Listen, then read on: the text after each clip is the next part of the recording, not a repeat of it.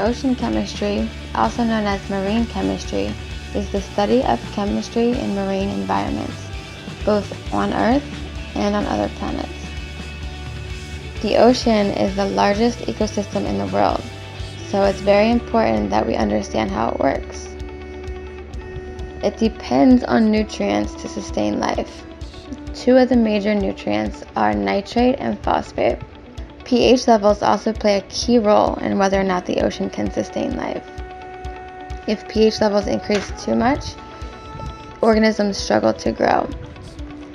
And basically what happens is the atmospheric CO2 dissolves in seawater, which creates carbonic acid. Carbonic acid is a bicarbonate ion and a hydrogen ion. With too many hydrogen ions, pH levels rise, causing the ocean to be more acidic, not allowing organisms to grow. Ocean chemistry also focuses on ecology, or the study of interactions among organisms and their environment in the ocean. Without ocean chemistry, we wouldn't know how serious human CO2 output is to our marine life.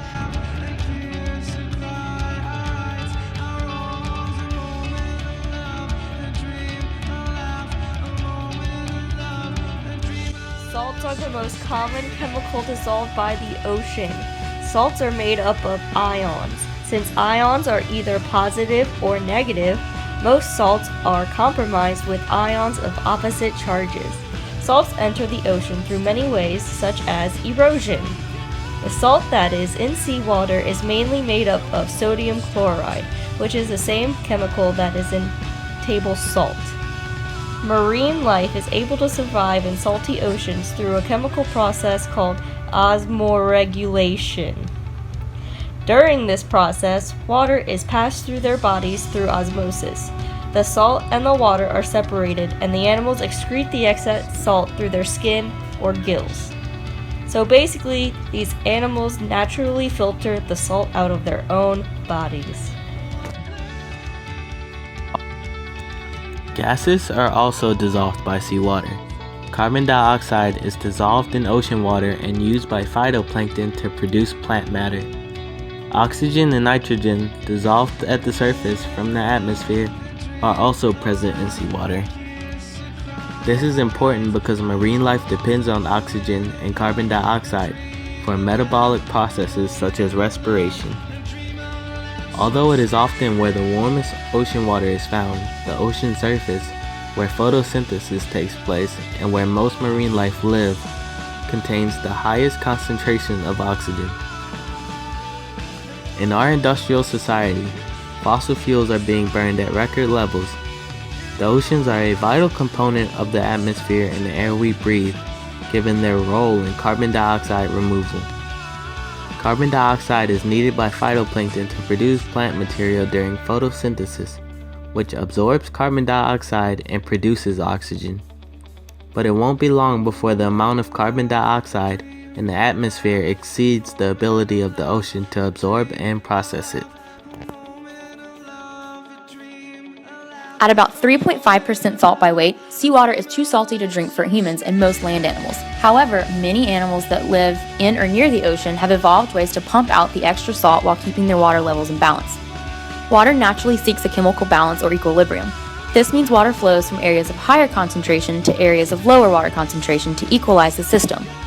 Water concentration inside a fish is higher than in the ocean itself because the ocean is so salty, resulting in most saltwater fish to constantly lose water through their gills and skin.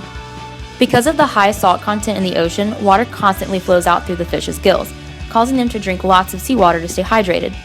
And because they're having to drink a lot of seawater, they must eliminate the excess salt through specialized cells in their gills and their kidneys, which pump salt into their urine. Sharks, on the other hand, get rid of excess salt differently than fish. Their bodies stay in a balance with the ocean in a different way thanks to a chemical called urea. Basically, there is as much urea and other chemicals in water inside a shark as there is salt in seawater. This allows the shark to stay in balance with the salt water outside its body and doesn't constantly flow out. Rather, a gland in the shark's digestive system gets rid of the excess salt.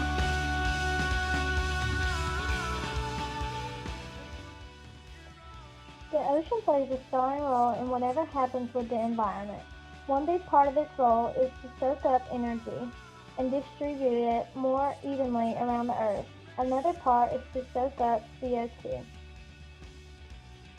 The ocean does an excellent job of absorbing excess heat from the atmosphere.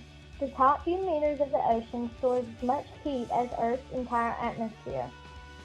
So, as the planet warms, it's the ocean that gets most of the extra energy. But if the ocean gets too warm, then the plants and animals that live in it must adapt or die. Algae and plankton are at the bottom of the food chain. Plankton includes many different kinds of tiny animals, plants, or bacteria that just float and drift in the ocean. Other tiny animals, such as krill, eat the plankton. Fish and even whales and seals feed on the krill. In some parts of the ocean, krill populations have dropped by over 80%. Why? Krill like to breed in really cold water near sea ice. What would happen if there were no sea ice? What would happen if there were very little plankton or krill? The whole food web would come unraveled.